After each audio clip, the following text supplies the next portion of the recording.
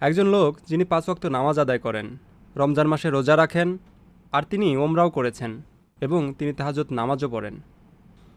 কিন্তু যখন তিনি একাকী সময় কাটান তখন কিছু খারাপ কাজ করেন যা ইসলামে নিষিদ্ধ।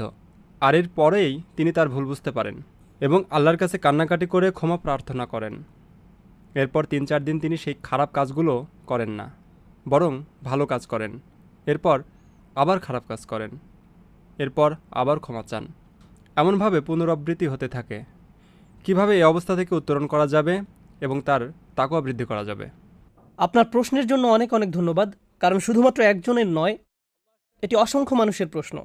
অনেক ধন্যবাদ আপনাকে। খুবই বিচক্ষণতাপূর্ণ প্রশ্ন, মাশাআল্লাহ। আমি এই ব্যাপারটিতে বলার চেষ্টা করছি এবং এই ব্যাপারটি নিয়ে আমি অনেক অনেক বক্তব্য দিয়েছি। পাপের আবর্তন, পুনরাবৃত্তি, এমনকি ভালো মানুষেরা যারা নামাজ পড়ে, কোরআন তেলাওয়াত করে আর উমরা বা অন্যান্য ইবাদতও করে, কিন্তু একই সাথে তারা তাদের একাকী সময়ে কিছু কিছু বাজে অভ্যাস ত্যাগ করতে পারে না। এই সমস্যার দুইটি অংশ আছে, একটি হলো আধ্যাত্মিক, আরেকটি মানসিক। আমাদেরকে উভয় দিকেই নজর দিতে হবে। আমি মানসিক দিকটি নিয়ে শুরু করতে চাই, কারণ বেশিরভাগ সময়ই যখন এই ধরনের আলোচনা হয় তখন আমরা মানসিক দিকটিকে গুরুত্ব দেই না, শুধুমাত্র আধ্যাত্মিক বিষয়ে কথা বলি। এই কারণে আমি মানসিক দিকটি নিয়ে কিছু কথা বলতে চাই। আপনাকে এটা বুঝে নিতে হবে যে মনোবিজ্ঞানে একটা পরিভাষা হলো ট্রিগার। সহজে বলতে গেলে নির্দিষ্ট কিছু অবস্থায় আপনার মস্তিষ্কের নির্দিষ্ট কিছু রাসায়নিক নিঃসরণ আপনাকে বাধ্য করে নির্দিষ্ট কিছু কিছু কাজ করার জন্য। একটা উদাহরণ দিচ্ছি।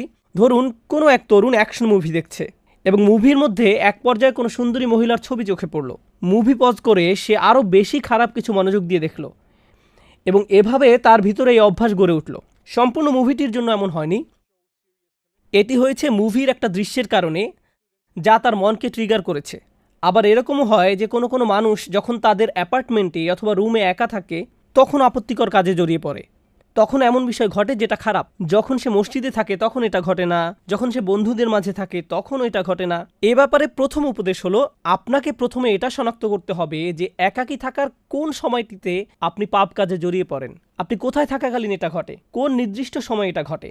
আর আপনি যদি এই সমস্যা ঘটার স্থান, সময় এবং পরিস্থিতিগুলোকে শনাক্ত করতে পারেন, তখন আপনাকে এই পরিস্থিতিগুলোকে পরিবর্তন করার চেষ্টা করতে হবে। আপনি একজন যুবক, ইন্টারনেটে যেসব খারাপ জিনিস পাওয়া যায় তা নিয়ে যদি আপনার সমস্যা থাকে, অর্থাৎ আপনি যদি ওই সকল বাজে জিনিস দেখার অভ্যাসে থাকেন, তাহলে আপনার ল্যাপটপ, মোবাইল রান্নাঘরে রাখুন, যাতে আশেপাশে আপনার মা, আপনার বাবা সবসময় চলাচল করেন। এগুলো আপনার রুমে রাখবেন না। আর অভিভাবকদেরকে বলছি, ঘরের মধ্যে এই জিনিসগুলোকে দৃশ্যমান স্থানে রাখুন। এগুলো আমাদের সন্তানদেরকে ধ্বংস করে দিচ্ছে। এখন আসুন এই সমস্যার আধ্যাত্মিক দিকটি আলোচনা করি। মানুষের জন্য এটা স্বাভাবিক যে সে তওবা করবে এবং পুনরায় সেই পাপ করবে, কারণ আমরা খাত্তাউন। আল্লাহ রসুল সাল্লাল্লাহু আলাইহি সাল্লাম আমাদের বৈশিষ্ট্য বর্ণনা করছেন, খাতিউন নয়, কুল্লু বানি আদামা খাত্তাউন। আর খাত্তা হলো সিগাতুল মুবালাগা, যা দিয়ে অতিশয্য বুঝায়। সহজ ভাষায় এর অর্থ হলো এমন ব্যক্তি যে ভুল করতেই থাকে, ভুল করতেই থাকে, ভুল করতেই থাকে। যেমন খাব্বাজ রুটি বানাতেই থাকে, খাত্তা বারবার ভুল করে যেতেই থাকে। এরকম ঘটতে পারে, এটা অনিবার্য যে কিছু পাপ বারবার ঘটে থাকে, এরকম ঘটতে পারে।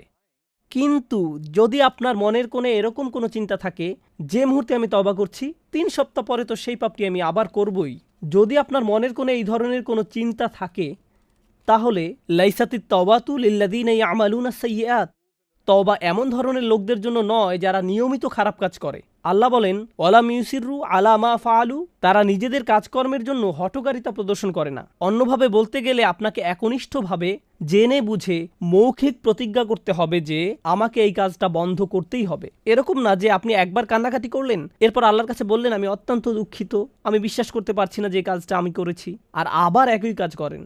আপনাকে উপায় বের করতে হবে যে কিভাবে এর থেকে পরিপূর্ণভাবে মুক্তি পাওয়া যায়। নিজের সাথে ঐকান্তিক প্রতিজ্ঞা। আর আপনি যদি নিজে নিজে এটা করতে না পারেন, বন্ধু বান্ধবের সাহায্য নিন, এমন মানুষদের সাহায্য নিন যাদেরকে আপনি বিশ্বাস করেন। আমি জানি কখনো কখনো এটা বিব্রতকর, কিন্তু আমাদের সবারই মাঝে মাঝে পরামর্শেও বা সাহায্যের প্রয়োজন হয়। আপনি যখন বুঝতে পারেন যে এরকম ঘটছে বছরের পর বছর আর আপনি এটা ত্যাগও করতে পারছেন না, এটাই সঠিক সময় কারো কাছে সাহায্য চাওয়ার। এ কারণেই বর্তমান সময়ে উম্মার জন্য মানসিক এবং আধ্যাত্মিক কাউন্সিলিং অত্যন্ত প্রয়োজন, এবং এত বেশি সংখ্যক পারিবারিক কাউন্সিলিং প্রয়োজন যে এটাকে বলা যায় উম্মার জন্য অত্যাবশ্যকীয় বিষয়গুলোর একটি, কারণ এটা মানুষের কাছে শান্তি পৌঁছে দেওয়ার একটা মাধ্যম হতে পারে।